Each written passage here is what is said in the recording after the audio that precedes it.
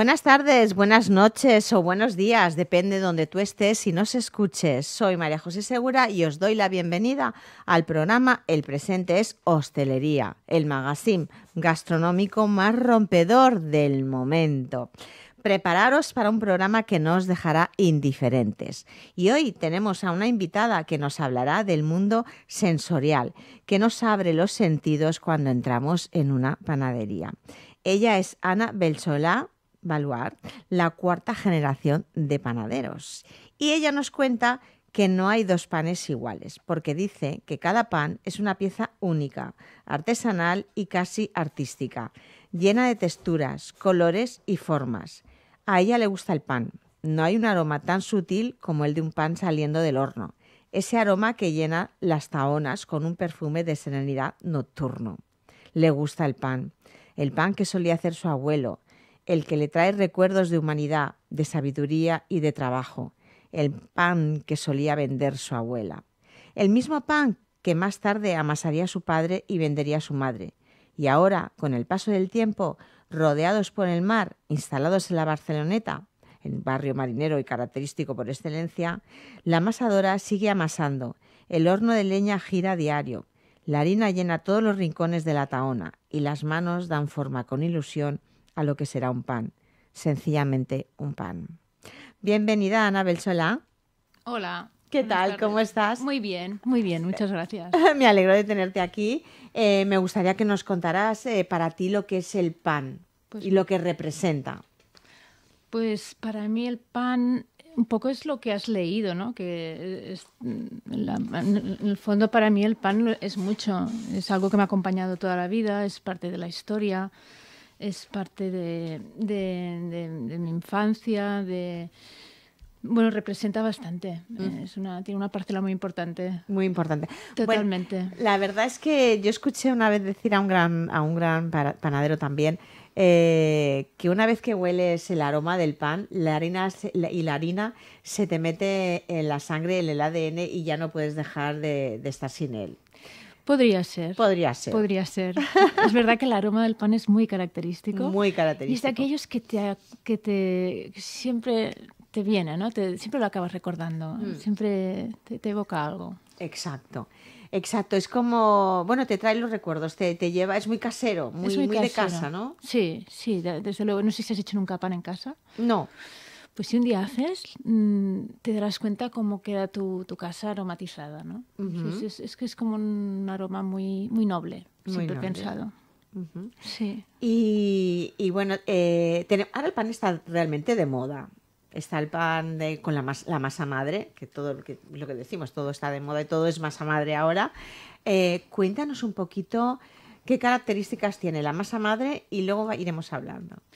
Pues mira, la masa madre, las características que tiene básicamente es que te ayuda a elaborar panes, yo diría, pues con más profundidad, ¿no? Quizás parece muy extraño lo que te estoy diciendo, pero sí que es verdad que es una masa natural, es un fermento que lo has creado tú. Entonces ahí pues te genera pues una serie de valores, ¿no? que luego los aporta el pan y que te obliga también a trabajar de una manera, ¿no? A un proceso lento, a un tipo de ingredientes, y te ayuda a que al final ese pan pues destaque por sus características sensoriales, ¿no? Por sabor, por aroma, por textura, por muchas... O sea, eleva porque te obliga a trabajar, ¿no? Con un sistema lento, y trabajar con sistemas lentos siempre es bueno para el pan. Uh-huh. O sea, al final es un fermento natural. Exacto. O sea, entonces y le da un punto característico a tu pan, ¿no? Te hace que sea diferente. No es una levadura convencional, sino que es una levadura que la has creado tú, y ahí pues le estás aportando toda la personalidad al pan.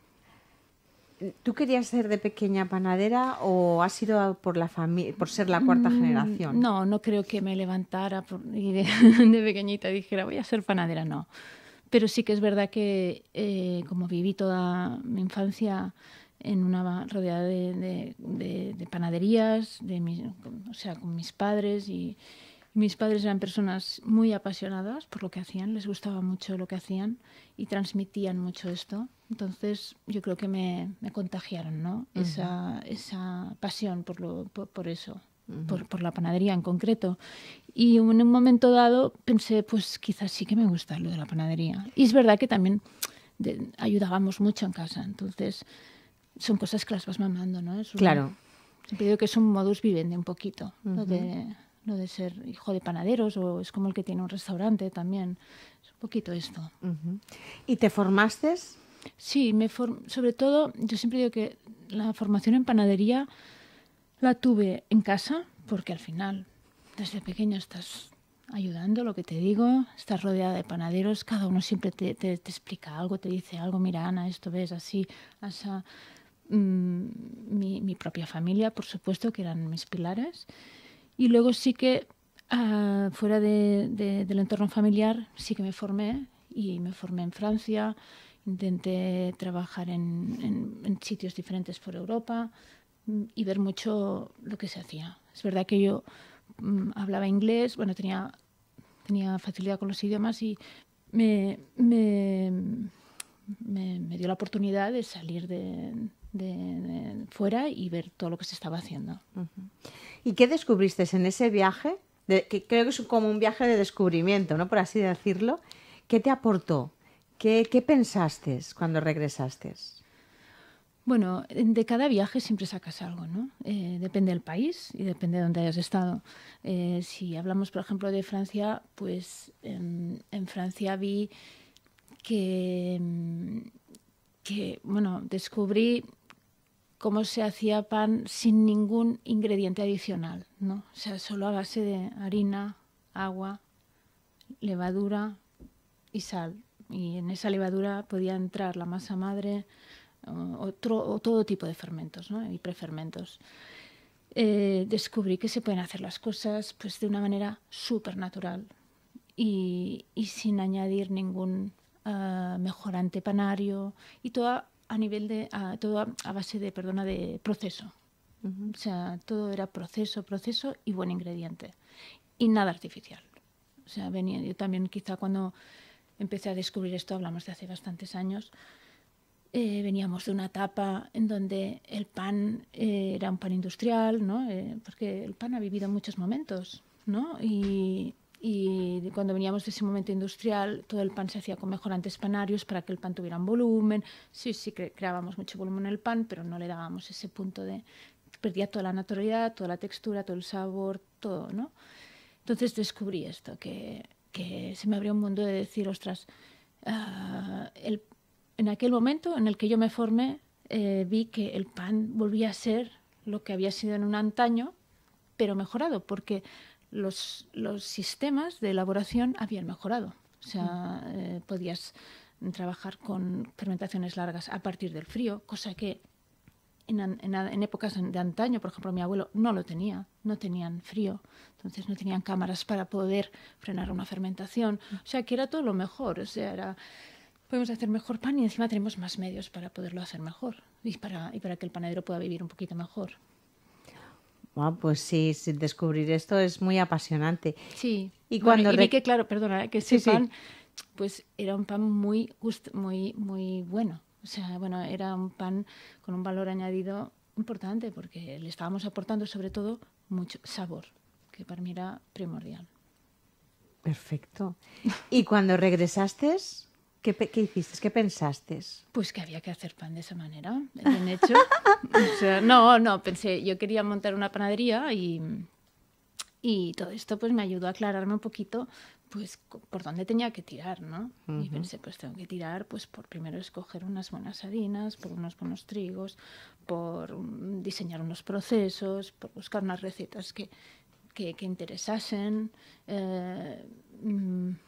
pues todo esto. Sí, sí. ¿Y te pusiste a ello? Y me puse a ello. Sí, me puse a ello y empezamos bueno, empecé en todo el proceso lo que sería montar una panadería, ¿no? Que no es fácil. Y pues porque hay muchos condicionantes técnicos, hay muchas... Pero bueno, al final salió Bueno, de hecho, fue la primera fue la Barceloneta. Sí, fue en la Barceloneta Estamos hablando de las panaderías Baluard. Sí, en el año 2007. En el 2007 inició la primera, que además se hablaba mucho, porque aparte del barrio ya es un barrio muy, muy típico, muy marinero, pero se hablaba más que nada por la diferencia de panes que había. Panes con masa madre, panes a la antigua usanza, panes Sí, con sabores, con frutos secos. Cuéntanos cómo se te ocurrió ir añadiendo esta gama, ¿no? Por así decirlo, distinta.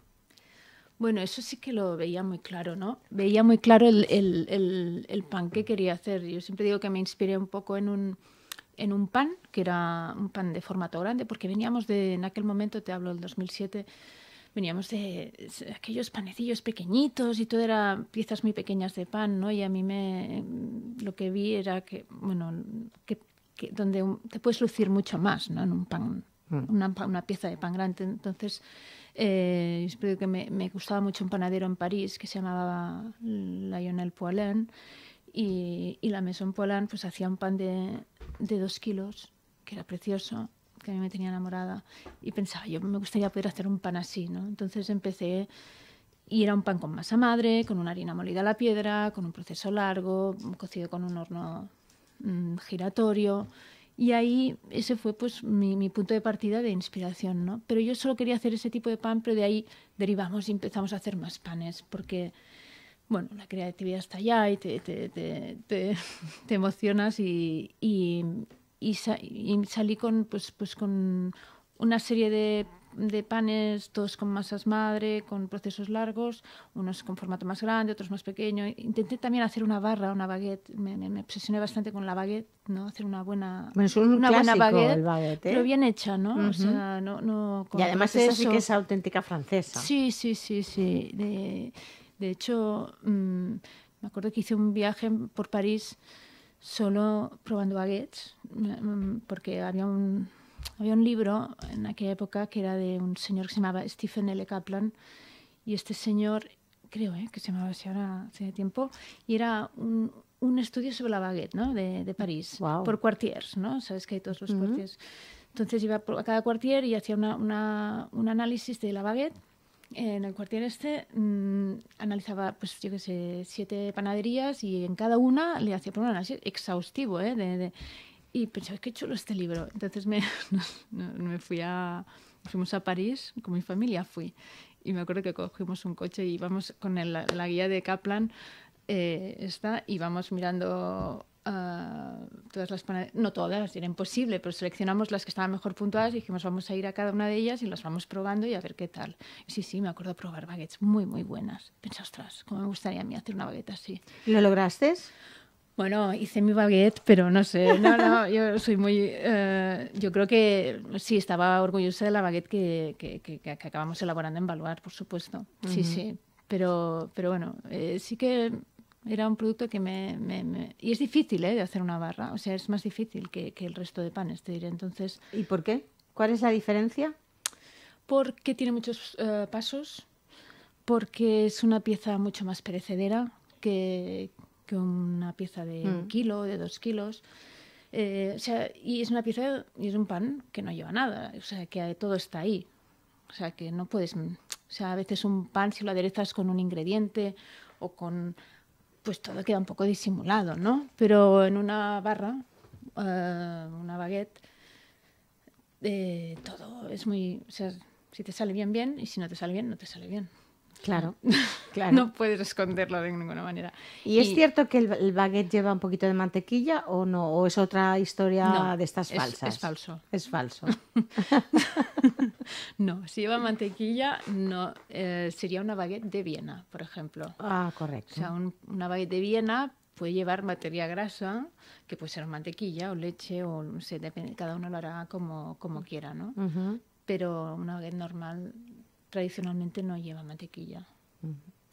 ¿Y los frutos secos y las especias? ¿Cómo se te ocurrió?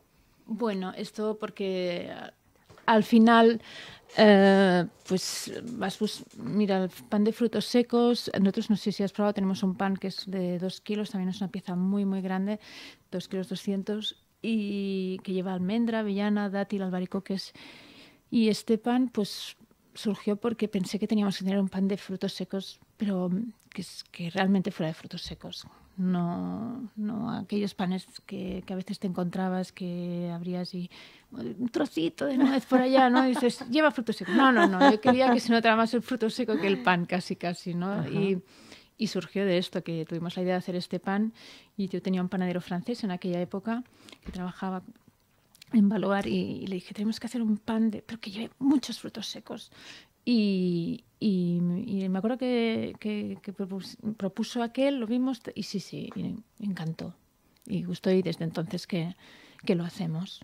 Después surgieron también panes con otros ingredientes y de así, de ir haciendo recetas y recetas, creo que elaboramos muchos panes.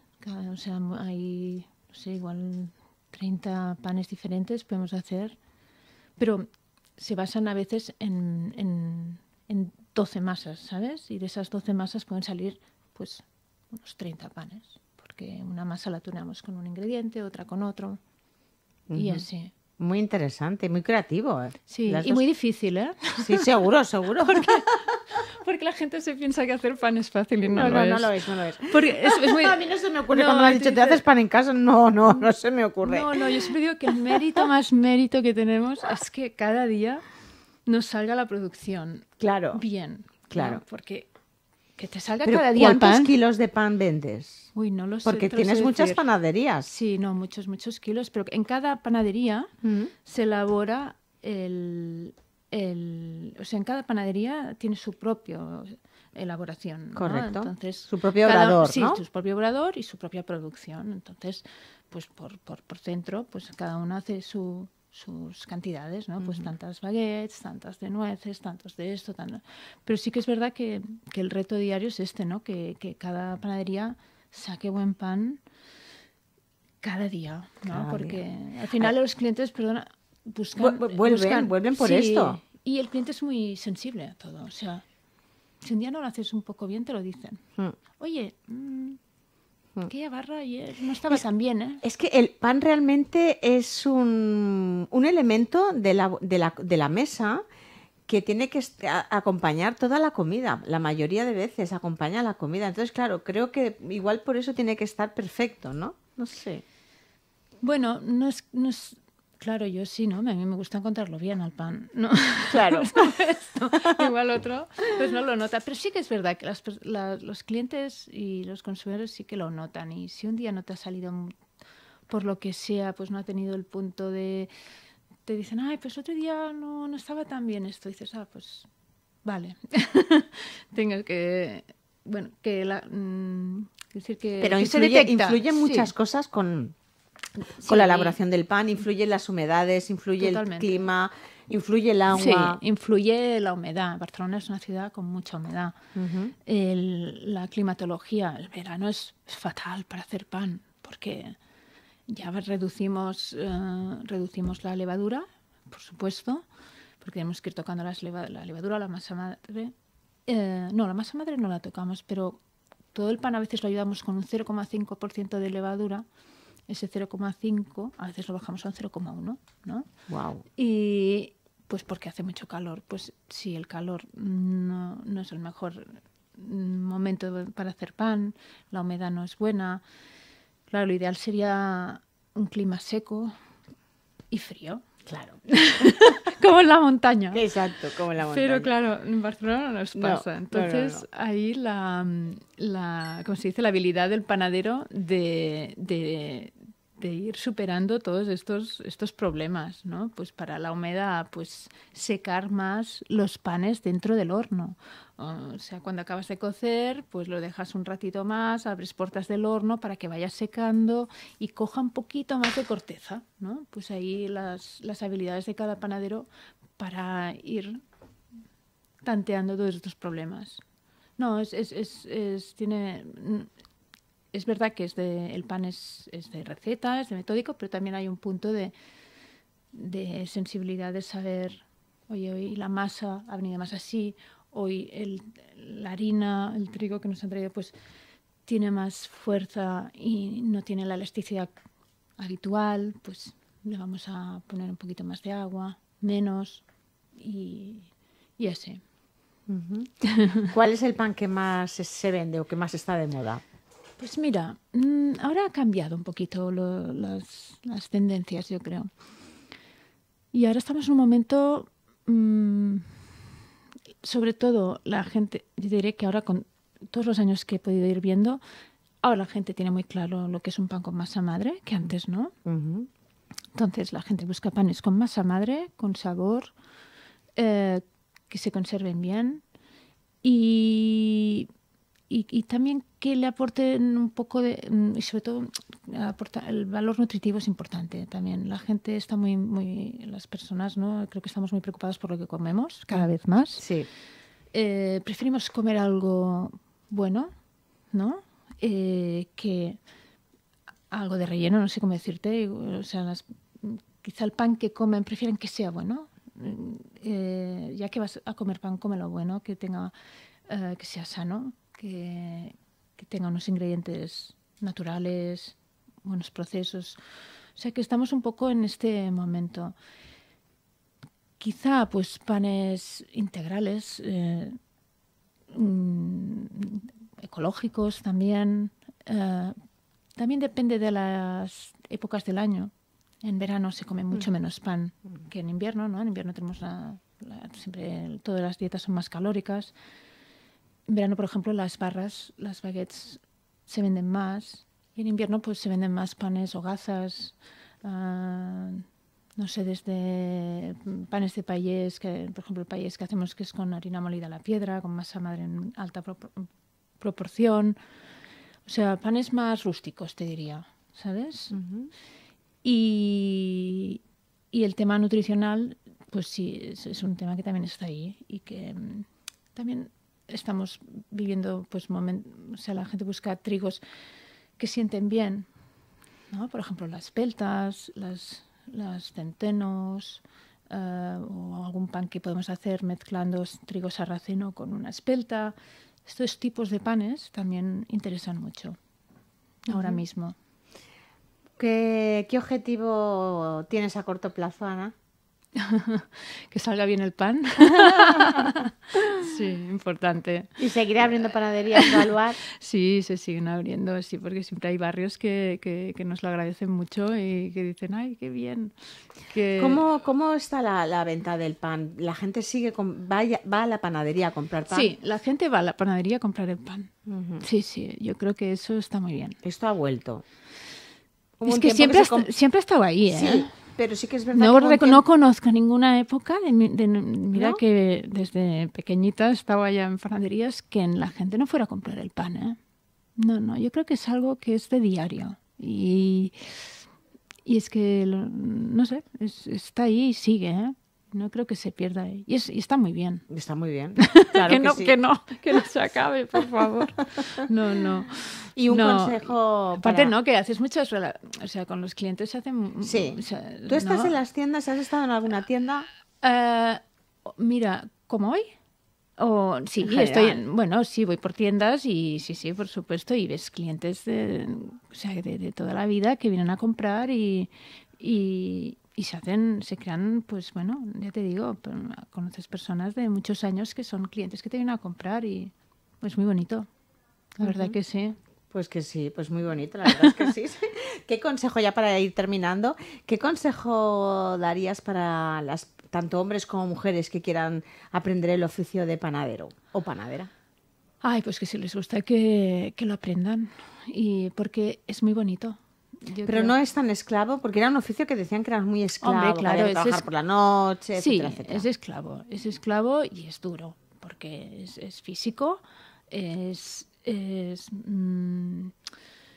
los horarios son los que son, no nos vamos a engañar, aunque ha mejorado, ¿eh? O sea, ahora puedes elaborar pan más o menos diurnio, ¿no? O sea, en horario diurnio.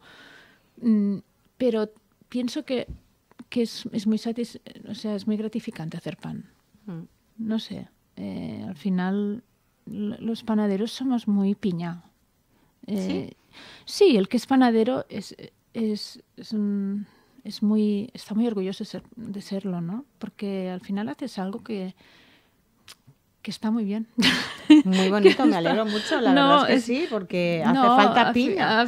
no, pero que te quiero decir que engancha, ¿sabes? Hacer pan y es algo muy, ya te digo, es muy noble, es un oficio bonito, duro, pero que creo que te da satisfacción.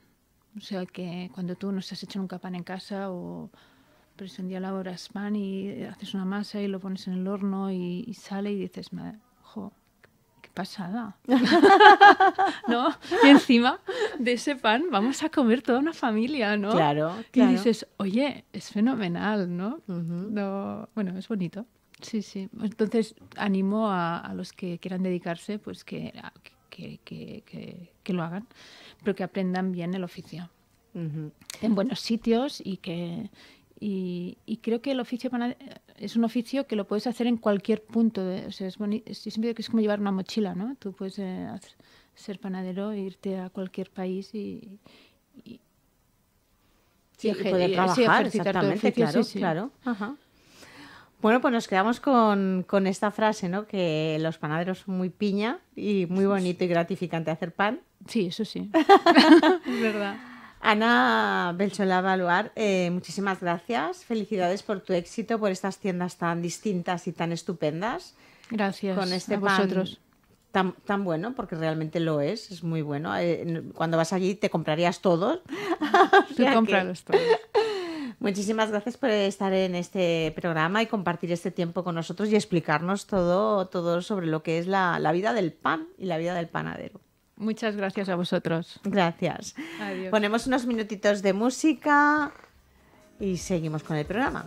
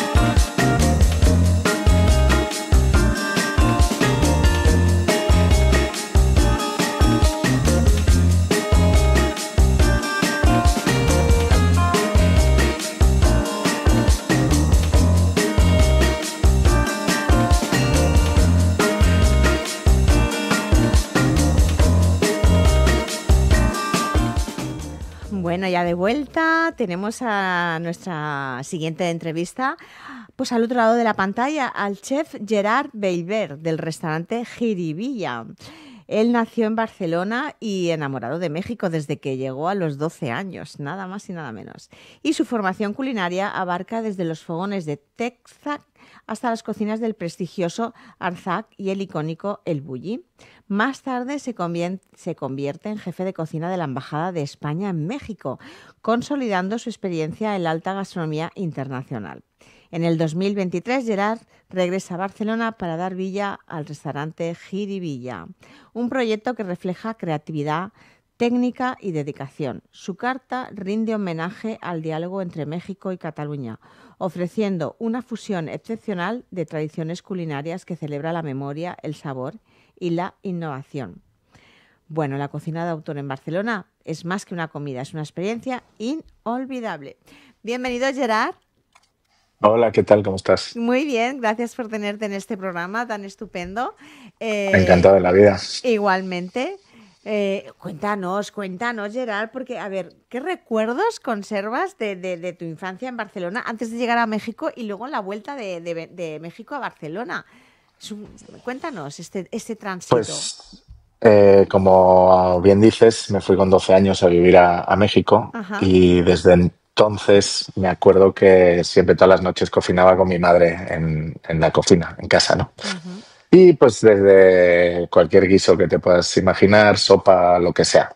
Pero el recuerdo es un poco ese, es cocinar con mi madre en casa. Qué bueno, qué bueno.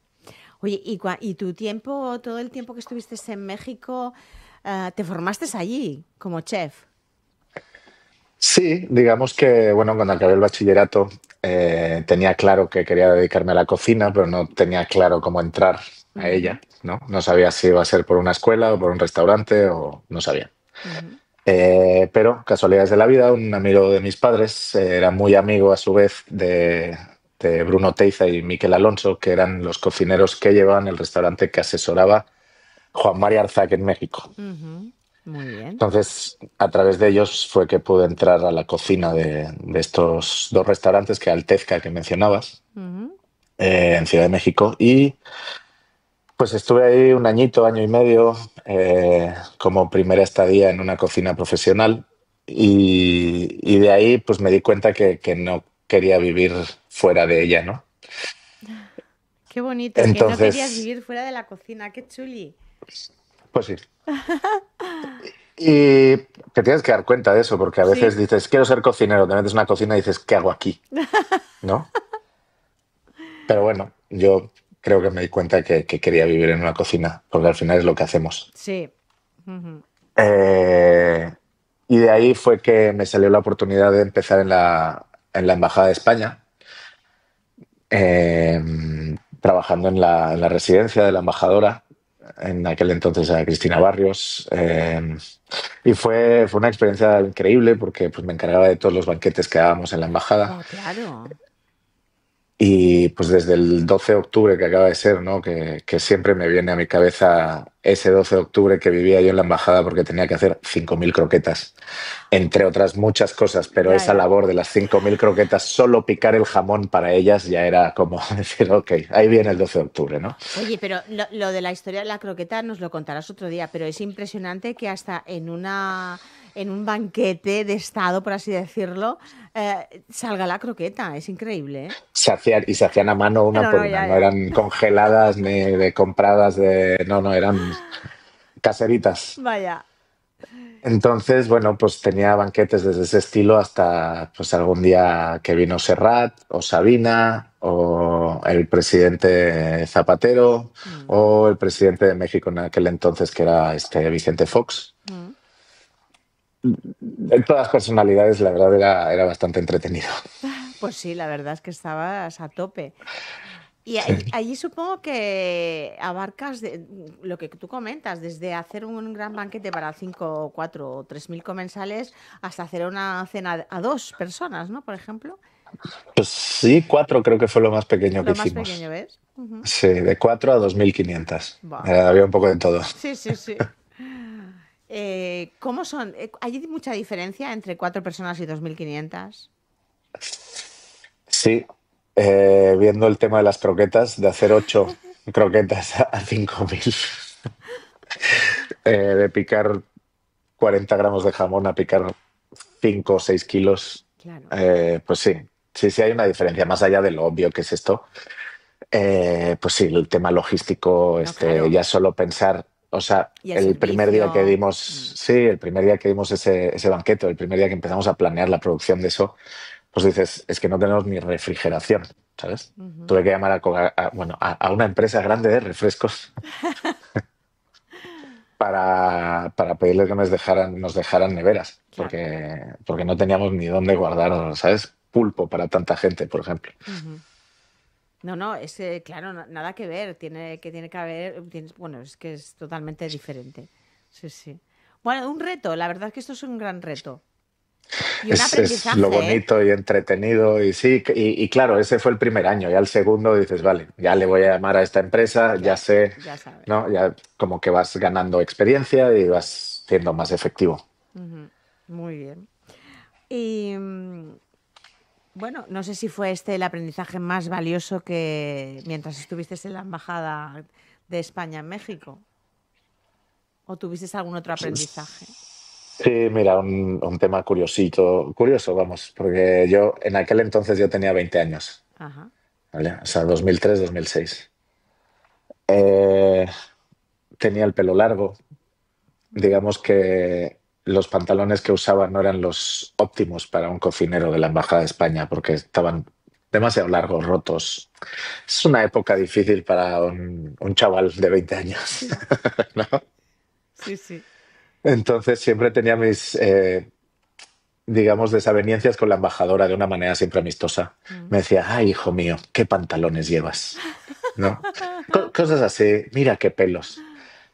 Sí, me acuerdo que hubo un año, hubo un evento que estaba el Parlamento catalán, que estaba en aquel entonces, era, estaba Pascual Maragall, estaba Duran y Lleida, estaba Artur Mas, estaba Benac, y yo iba con mis pantalones rotos. Y lo único que pude hacer fue como peinarme un poquito, porque tenía el pelo largo. Mm, Peinarme un poquito y por instrucciones de la embajada salir al comedor, ¿no? ujú. Entonces salí, estoy hablando con ellos, todo el rollo, todo bien, de maravilla. Pero claro, al final la embajadora, ya después de la comida, me dijo, hijo mío, esos pantalones, por favor, ya no los saques. Qué malos en el horno. Y bueno, de ahí, pues mira, la apariencia es un tema que hay que cuidar, Claro, incluso tengas la edad que tengas, vamos. efectivamente, efectivamente. Eh, Incluso años después de dejar de trabajar en la embajada y reencontrarme con la embajadora, me seguía mirando los pantalones. Le quedó grabado. Totalmente. Oye, Gerard, este año, como bien sabes, Cataluña ha sido nombrada Región Mundial de la Gastronomía 2025. Así es. Es el primer territorio europeo en recibir este reconocimiento y que destaca también, pues claro, su patrimonio culinario, su sostenibilidad, innovación y su conexión con el paisaje y la cultura. Y a ti te han seleccionado como embajador, eso debe ser tu signo, ¿eh? Y responsable gastronómico por el Ayuntamiento de Barcelona para la próxima feria de Guadalajara, la Feria del Libro, que es la ciudad invitada de honor. ¿Cómo llevas esto? Volver a reencontrarte con tu fantástico país. Casi, casi. Pues Adoptivo, ¿no? primero cuando, sí, sí, sí, digo, viví 28 años Claro, en México, de 42, así que... imagínate. Primero cuando salió la convocatoria y me dijeron que existía esa convocatoria, me dijeron de qué se trataba. Primero dije, es demasiado, o sea, estaría bonito, pero es una labor importante. Luego dices, bueno, pues he perdido al río, igual ni me seleccionan, ¿no? Y luego resultó que salimos seleccionados. Entonces, pero bueno, yo encantado de la vida, feliz de volver a México a cocinar y más representando a mi ciudad natal. Claro. Eh, y en el marco de un evento tan importante como es la FIL, ¿no? Que es Ujú, la feria, no sé si es la más importante del mundo, pero seguramente debe ser la segunda, si no es la primera. ujú. Eh, y bueno, que pasan 900.000 personas Sí, sí. por la feria, ¿no? Es Mm, una locura. mm. Pues muchísimas felicidades. Muchas gracias. Y ahora, Es un placer y será uno. sí, seguro que sí, seguro que sí. Pues ahora cuéntanos tu restaurante. Cuéntanos qué podemos encontrar en tu restaurante Jiribilla. ¿Y por qué el nombre de Eh, Jiribilla? ok, mira, jiribilla, vamos a empezar por el nombre. Ajá. Jiribilla es una expresión que se usa mucho en México, en Latinoamérica, pero particularmente en México, y que suena muy castellana, que aquí no se usa, pero la palabra, ¿no? Al tener J, doble L, no sé qué, suena como muy castellana. Ajá. Y me gustaba esa parte de que sonara de aquí, pero que no lo fuera, ¿no? Para empezar a describir un poco la cocina que hacemos. Porque, bueno, jiribilla lo que significa siempre se relaciona mucho con este gesto. No sé si tú me puedes ver, espero que Sí, sí. sí, sí, te veo, te veo. ¿Y este Con este gesto qué gesto, significa? cómo hacer las cosas Ok, con con un, un toque. con un ¡Ey! toque, con una Con un vuelta, toque. con jiribilla, ¿no? Ok. Entre otras cosas, significa también cuando dices las cosas como con un poco de sorna, ¿no? Mm, Cuando un niño es muy inquieto, de estos al cul del Jaumet, ¿no? Dicen que es un niño que tiene mucha jiribilla. mm, Esas como mariposas en el estómago que anteceden algo bueno, puede ser mm. también, ¿no? Entonces, había varios significados dentro de esa palabra que nos gustaban y que podían llevar hacia la cocina que hacemos, que al final no deja de ser una cocina mexicana con producto de aquí. O sea, que tu cocina realmente la defines como mexicana. No es una fusión. A ver, sí, es una fusión. Siento que al final, cuando pruebas y el marco, o sea, en el contexto en el que está, es más mexicana. Vale. Pero en la hechura, en el proceso de cocinar, sobre todo de cocinar, se siente igual más el Mediterráneo, digamos, ¿no? O sea, Ujú. esa forma de arrancar un guiso con un buen sofrito, que en México no suele pasar, ¿no? Son sabores muy profundos, pero que se logran de otra manera. Aquí los logramos a través de un sofrito y una picada en su mayoría de las veces, ¿no? En Sí, un buen guiso. sí, sí. Eso allí, una picada podría ser una salsa. O sea, una picada a veces la podemos asemejar a un mole, ¿no? O sea, al final una picada tiene su fruto seco, tiene su harina, o su galleta, pan, tiene algún aroma, tiene alguna proteína, tiene muchas cosas que se podrían llegar a asemejar a un mole. Obviamente una picada termina un guiso y un mole es Mm. una institución en sí misma, ¿no? Pero siento que es un poco el principio, ¿no? Entonces, también a la hora de hacer platos en Jiribilla nos ponemos a pensar en estas cosas, ¿no? O sea, hay un aderezo típico de Yucatán que se llama siquilpac, que es una mezcla de tomate con semilla de calabaza, Sí.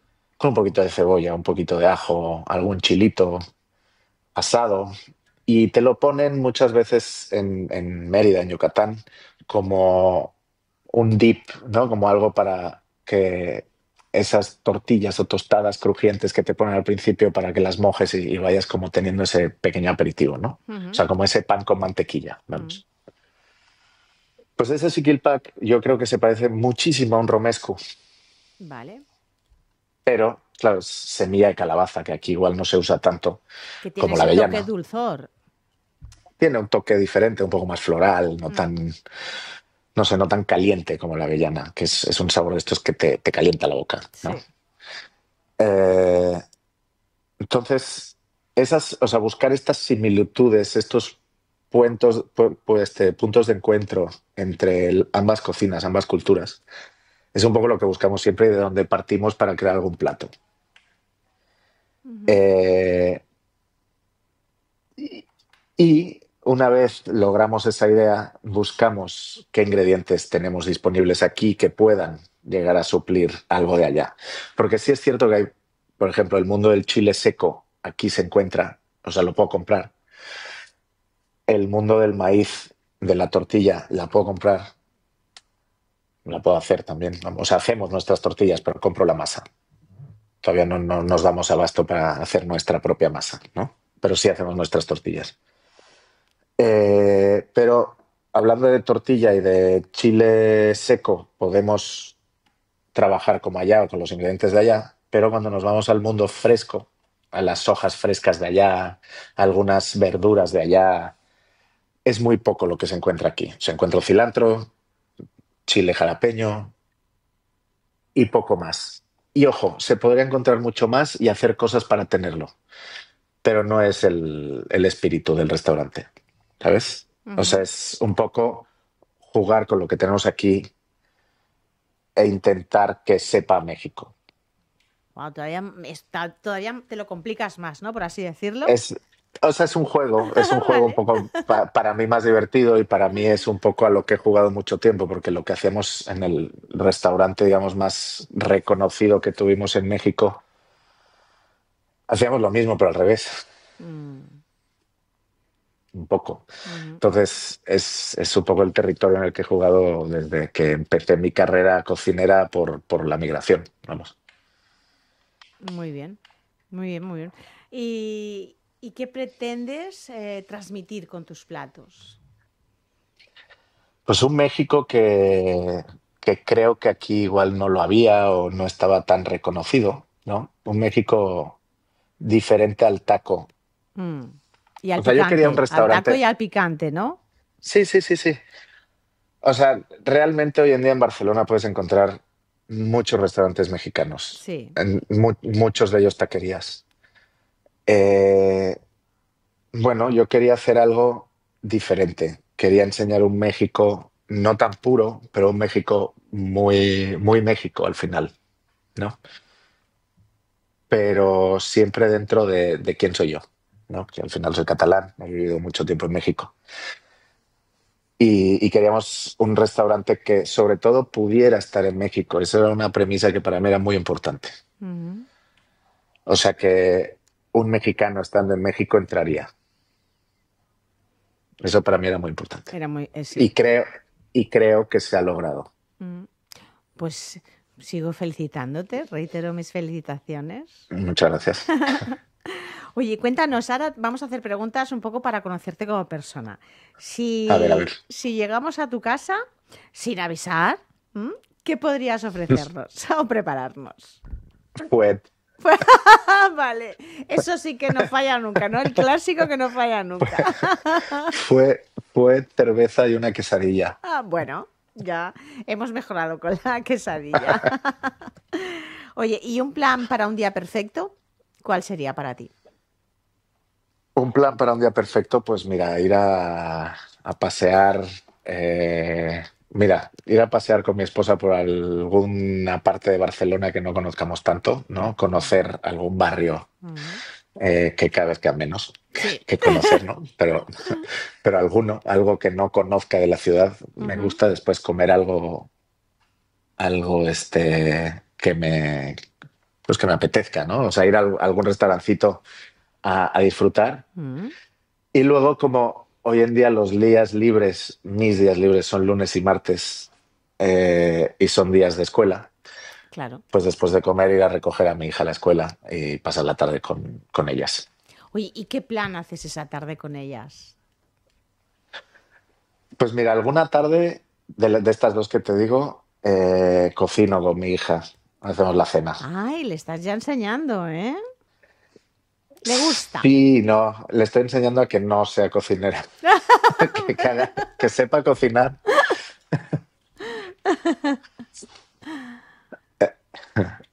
Y luego, pues la verdad es que podemos hacer desde ir a patinar, o sea, que mi hija vaya a patinar, yo ya no estoy para eso. Mm. Esto, y estar ahí con ella. O no sé, ahora está una exposición de Da Vinci que le hace gracia, que está aquí en todos los parabuses. Mm. Y le hace gracia y quiere ir y la estrenan, creo que es la semana que viene o así, un plan de esos, o sea, algo así. Muy bien, pues fenomenal. ¿Te gustaría tener algún talento que crees que no tienes? Sí, por supuesto, muchos. Eh, Me gustaría ser un gran actor. ¿No crees que los cocineros, bueno, los cocineros, los chefs, incluso comerciales, los camareros, ¿no crees que son un poco actores? Sí, sí, pero a mí se me nota cuando tengo un mal día y tengo que ir a una mesa, Vale, vale. ¿sabes? Y Mm. eso es a donde quiero llegar. O Ok, sea, al final la cocina de Jiribilla es una cocina abierta. claro. Entonces estoy en medio ¿Cuántos? de la sala, Ajá. O sea, si todos los que están en los comensales te ven. todos. Vale.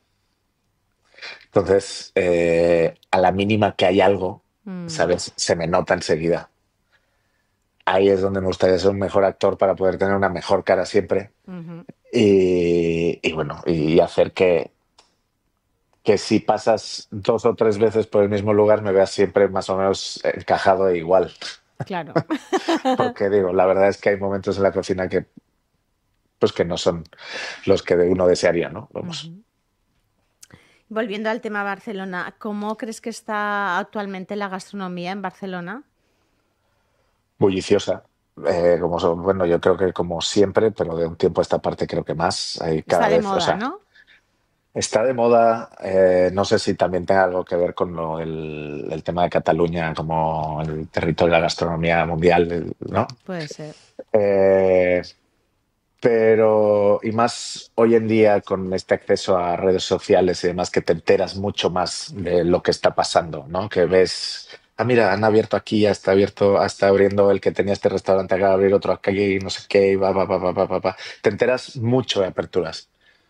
Entonces, eso también te hace a ti como restaurantero decir, ok, o me pongo las pilas o te comen, ¿no? Claro, claro. Claro. Em, no estaba tan al día de que hubiera tantas aperturas. Me ha gustado que hicieras este O sea, apunte. yo creo que sí, que hay Mm, muchas aperturas, que van pasando cosas. Obviamente no te enteras tanto de los cierres, ujú, que esa sería otra cosa, pero puede ser. hay muchas cosas. O sea, yo creo que hay muchas cosas que pasan a nivel gastronómico en la ciudad y luego, pues todos los festivales que pueden llegar a pasar. Sí, de estos sí que hay muchísimos, estos y eventos. Sí, sí. En eso sí que es una ciudad muy viva, ¿no? Muy viva. La cocina de Sí, sí. autor también está como ahora muy de moda, muy demandada por el comensal. Pues creo que hoy en día los platos tienen que tener historia, ¿no? O sea, Ah, me encanta esta respuesta, porque este programa habla de historias de la hostelería, de historia de todas las personas que hay detrás de un restaurante, detrás de un hotel, de una agencia de viajes, de todo lo que engloba la hostelería en sí.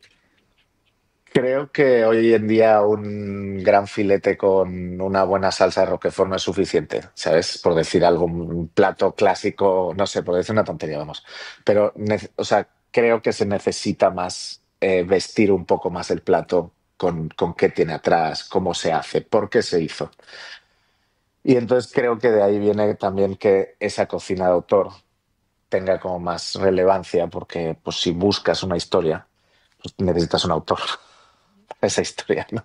Por supuesto, por supuesto. Eh, Siento que es un poco por ahí. Gerard, para ir finalizando, ¿qué legado te gustaría dejar para próximos chefs o los chefs talentos, los jóvenes talentos? Pues dentro de lo que hacemos en Jiribilla me gustaría que en Barcelona se entienda, en Barcelona, en Cataluña, en España, no sé, Sí, hasta donde lleguemos. sí, Bueno, desde humildemente desde el carrer Comte Borrell en San Antonio. en San Antonio. Me gustaría que la cocina mexicana tuviera menos estigmas de los que tiene fuera de México. Pues Eh, sí. Porque siento que se relaciona con algo barato y rápido, cuando es una de las cocinas más amplias del mundo. Y eso, nada más que se conozca un poco más. Pues muy bien, Gerard. Gracias a ti yo creo que lo conseguirás y conoceremos más la cocina mexicana. Muchas gracias. Gracias a ti. Ojalá Gracias. sí sea. Ojalá, seguro, seguro que sí, seguro que sí. Además es tu pasión, estoy convencida de ello, ¿no? Sí, así es. Así es. Pues gracias por estar en este programa, por compartir este Un tiempo con placer. nosotros y contarnos toda la historia y te deseamos mucho éxito y bueno, reiterarte las felicitaciones por ya los éxitos que tienes actualmente. Muchísimas gracias, un placer y nada, cuando queráis, aquí estamos. Muy bien, lo tendremos en Hasta cuenta. pronto. Hasta pronto, gracias. Chao, chao. Bueno, pues se nos ha acabado el tiempo para seguir conociendo a nuestros invitados e invitadas. Hasta aquí ha llegado este espacio y no faltéis a la cita de los lunes, que este programa va a dar mucho de qué hablar. Besos y abrazos XXL. Chao.